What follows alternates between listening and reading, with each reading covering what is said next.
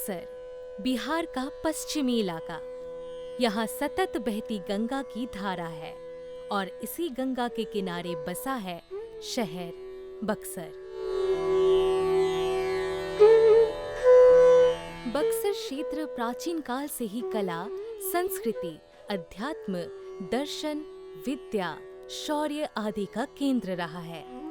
इसका उल्लेख वामन पुराण आदि प्राचीन भारतीय धर्म ग्रंथों में मिलता है। वाल्मीकि रामायण से ज्ञात होता है कि विश्वामित्र ने दशरथ पुत्र राम लक्ष्मण को अपने आश्रम के बारे में बताया था। इसके प्राचीन नामों में विश्वामित्र आश्रम, सिद्धाश्रम, महाश्रम, वेदगर्भपुरी, व्याघ्रपुर, व्याघ्रसर आदि मिलते हैं।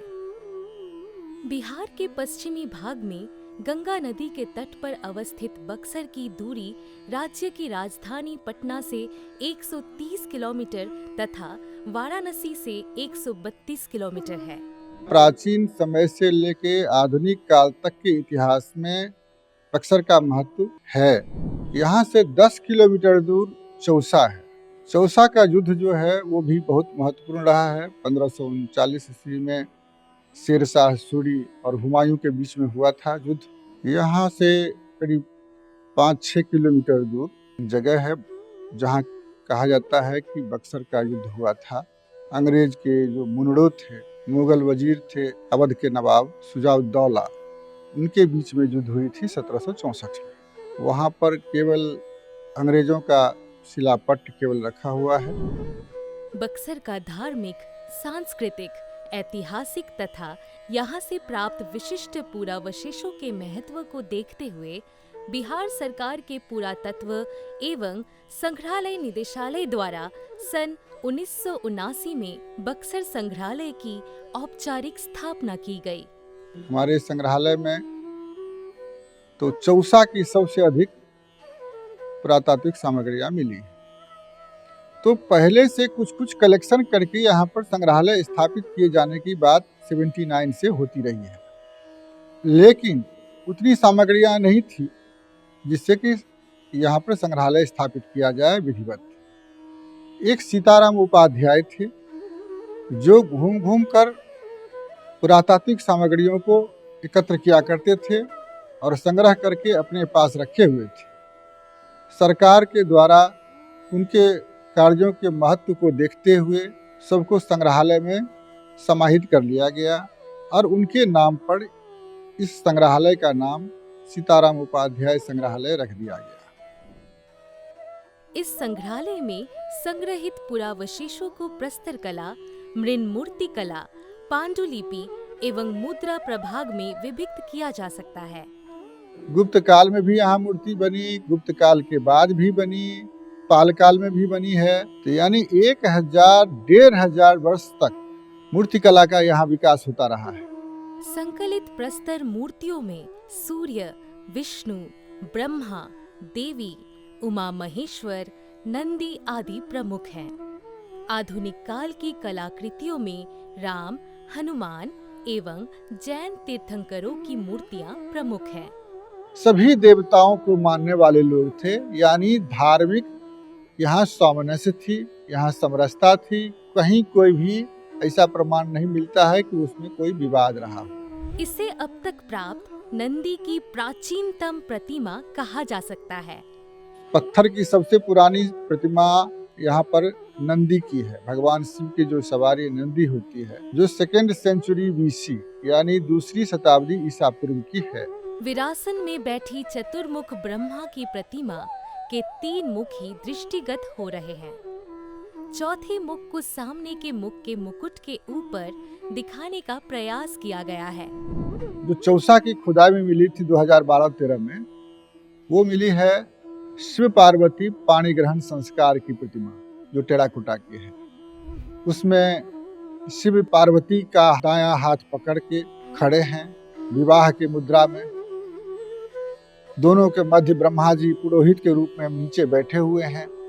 ये दृश्य अब तक भारतवर्ष में टेराकोटा की देखने को नहीं मिली है। इस मूर्ति को कल्याण सुंदर मूर्ति कहा गया है। भगवान विष्णु की, जैसे मैंने पहले बताया, पहले 4 जो हाथ होता था चारों नीचे की तरफ, अब देखते हैं कि चारों हाथ नीचे की तरफ है। बलवा पत्थर की उत्तर गुप्त काल की है, सूरज की मूर्ति है, ये भी चौसा से ही मिली है। आप देखें सूरज की प्रतिमा जो होती है वो ईरानी ड्रेस में रहते हैं। ईरान में पहले पूजा किया जाता था। अब देखिए ये जूता रहता है, बूट, तलवार रहता है इसमें, फिर इसमें इनका जो है सो पिंगल, बायां हाथ में स्याही होता है और दाहिने में कलम। फिर ये दंड होते हैं जिनके हाथ में सो दंड रहता है, और ये सूर्य के दोनों हाथ में कमल के फूल है। ये पिलर सब जो मिले थे वो सब है पूरा अलंकृत है। इसका भी महत्व है कि उस समय के पिलर कितने अलंकृत होते थे। ये फिर देखिए विष्णु की प्रतिमा जो आपको बताए हैं, चारों हाथ नीचे की तरफ है, और ये शेषशायी विष्णु जो समुद्र में सोए हुए हैं। लक्ष्मी जी उनकी पांव दबा रही है, उनके नाभि से कमल ऊपर गई है जिसमें ब्रह्मा जी बैठे हुए हैं। और ये यहाँ पर आप देखते हैं शेषनाग का चित्र है। ये आधुनिक काल की हनुमान की प्रतिमा है। हनुमान की ज़्यादा पुरानी प्रतिमा मिलती नहीं है, लेकिन पत्थर की है, आधुनिक काल की है।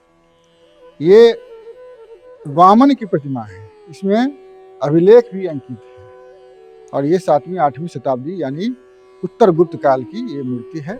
बक्सर और चौसा की सामग्री देखने के लिए जो लोग आते हैं उनके मन में ये रहती है कि यहाँ की टेराकोटा मूर्तियाँ कैसी हैं, उसको ही देखा जाए।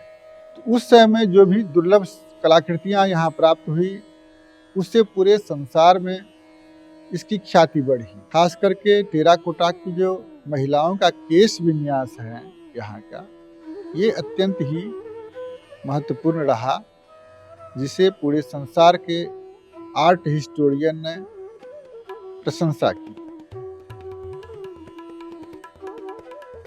संग्रहालय का उद्देश्य होता है कि आम लोगों में अपनी विरासत के प्रति जागरूकता पैदा करना, और ये क्षेत्रीय संग्रहालय है। और इस क्षेत्र की जो प्रतिमाएं हैं या खास करके जो प्राचीन विरासत भवन है या मूर्तियां हैं, उसके अलावे बिहार के जो महत्वपूर्ण विरासत हैं उसको हम लोगों ने यहाँ पर फोटोग्राफी के माध्यम से बताने का कोशिश किया है। अब ये देखिए बक्सर जिला में एक गांव है सीतापुर, वहाँ महिषासुरमर्दिनी की प्रतिमा है। ये देव बरुनार्क है, एक भोजपुर जिला में सूर्य की प्रतिमा है। वहाँ पर एक मंदिर कम्प्लेक्स में बहुत अधिक मूर्तियाँ, सभी देवी देवताओं की प्रतिमाएं हैं। फिर आप देखिए अशोक स्तंभ रामपुरवा पश्चिमी चंपारण का है। ये इस हिसाब से सबसे महत्वपूर्ण है कि एक जगह सम्राट अशोक का 2 शिलालेख एक ही जगह है। फिर ये देखिए इसी जिला में नील उत्पादन की भट्ठी है। गांधी जी का सत्य का पहला प्रयोग जो चंपारण में हुआ था वो नील के उत्पादन के चलते ही हुआ था, और उसका एक नमूना बक्सर जिला में भी है।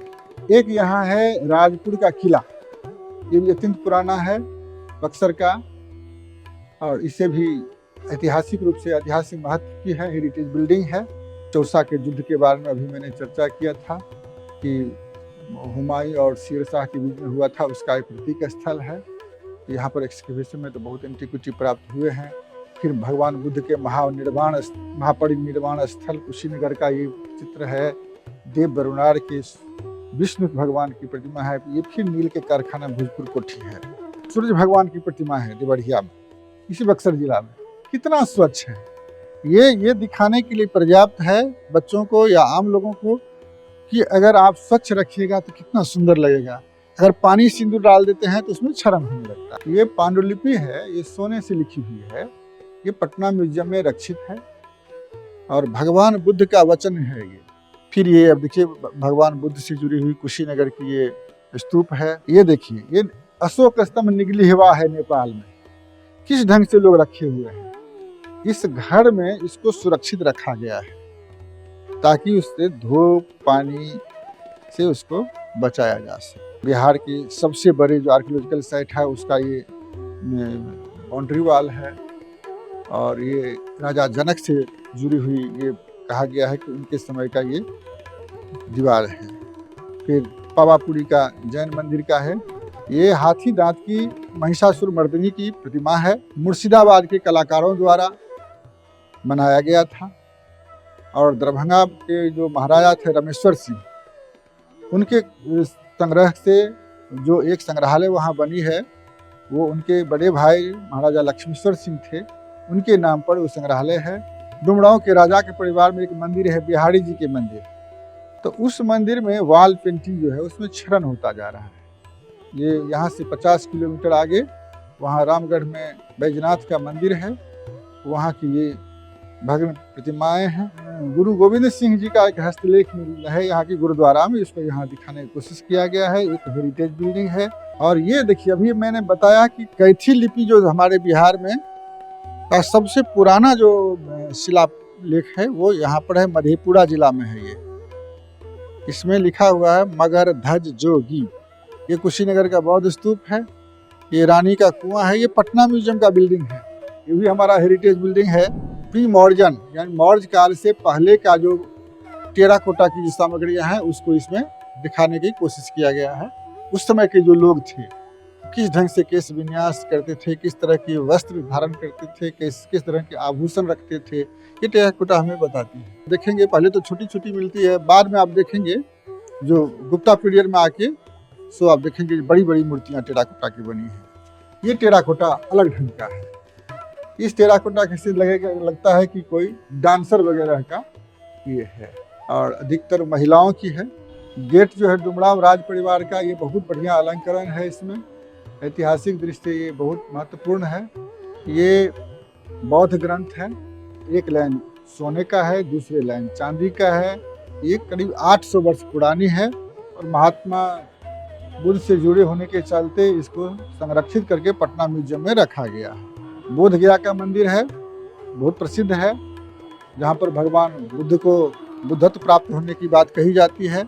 ये बक्सर युद्ध का प्रतीक बना दिया गया है। ये पुरानी नहीं है लेकिन ये प्रतीक है कि संग्रहालय का काम होता है आम लोगों में, स्कूल के बच्चों में, युवाओं में अपने विरासत के प्रति जागरूकता पैदा करना।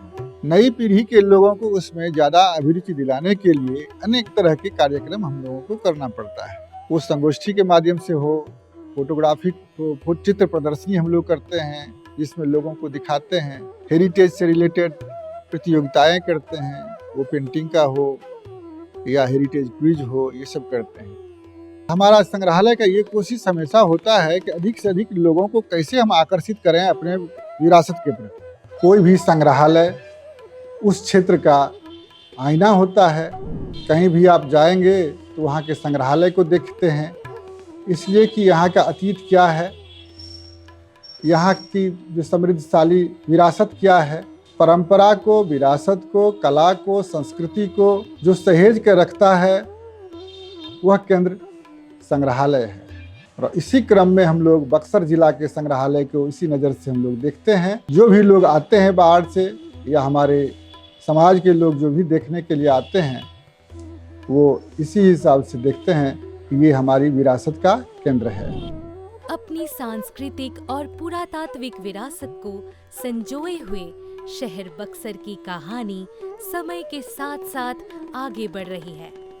सीताराम संग्रहालय इस विरासत का प्रमाण है और अनवरत बहती गंगा इसकी साक्षी है।